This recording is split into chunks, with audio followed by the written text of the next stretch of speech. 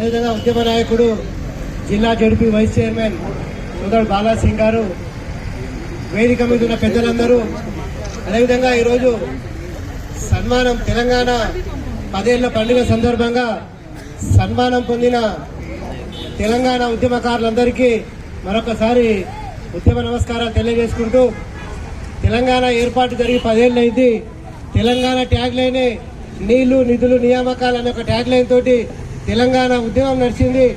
తెలంగాణ ఉద్యమం నడిచి సామాజిక తెలంగాణ కోసం, ప్రజా తెలంగాణ కోసం మనంతా పోరాటం చేసి తెలంగాణ సాధించుకున్న తర్వాత కొంతమంది దొరల చేతిలో బందీ అయిన తెలంగాణకు మొన్న డిసెంబర్లోనే విముక్తి జరిగి ఇప్పుడు ప్రజా పరిపాలన జరుగుతున్న సందర్భం లోపల మనందరి అదృష్టం కాంగ్రెస్ పార్టీ ప్రభుత్వం ఏర్పడి మన ప్రియతమ నాయకుడు రేవంత్ రెడ్డి ముఖ్యమంత్రి అయిన తర్వాత ఈ 10 ఏళ్ల పండుగను మనము గొప్పగా నిర్వహించుకోవాలని జేఏసీ ఆధ్వర్యం లోపల నేను సదానంద్ వెంకటేష్ అందరం కలిసి కూర్చొని ఒక మంచి కార్యక్రమం నిర్వహించాలి. ఈ నాగర్ కర్నూలు జిల్లాలో కాదు, ఉమ్మడి మహబూబ్నగర్ జిల్లాలో ఏ కార్యక్రమం నిర్వహించడం జరుగుతలేదు. ఇక్కడ మంచి కార్యక్రమం నిర్వహించాలని ఆలోచన చేసినప్పుడు ఇక్కడ అధికారులను కూడా మేము సంప్రదించడం జరిగింది.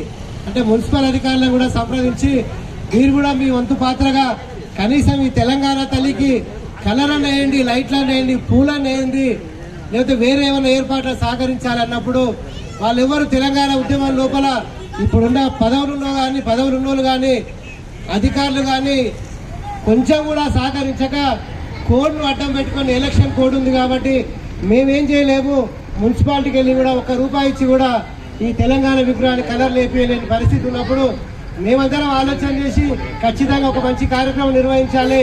తెలంగాణ ఉద్యమకారులను సన్మానించుకోవడం మన బాధ్యత. ఎందుకంటే దాదాపు ఈ తెలంగాణ రాష్ట్రం లోపల ఎవ్వరు కూడా చేయలేదు. దాదాపు 1 సంవత్సర కాలం జేఏసీని సకల జిల్లా సమ్మెను ప్రతిరోజు నిరాదీక్షలు చేయడం జరిగింది.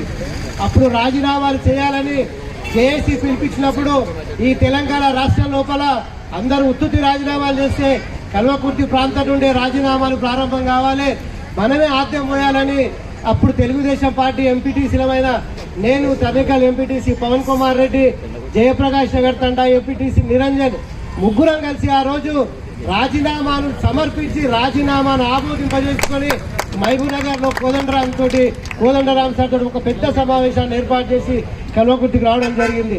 అంటే తెలంగాణ లోపల మొట్టమొదట రాజీనామాలు ఆమోదించుకున్న వ్యక్తులు కల్వకుర్తి నుండే ప్రారంభమైనాం. కాబట్టి రేపు తెలంగాణ లోపల కూడా మనందరి పాత్ర ఉండాలి. ఈ యొక్క తెలంగాణను పూర్తి స్థాయిలో అభివృద్ధి పథకం తీసుకుపోవాలి. ఇది కొంత ఖర్చుతోటి కూడుకున్న వ్యవహారం అయినప్పటికీ దీన్ని ఆర్గనైజ్ చేయడం లోపల సదానంద్ కానీ రక్తదాన శిబిరం నిర్వహించడంలో భవాలు వెంకటేష్ కానీ పూర్తిగా సహకరించారు.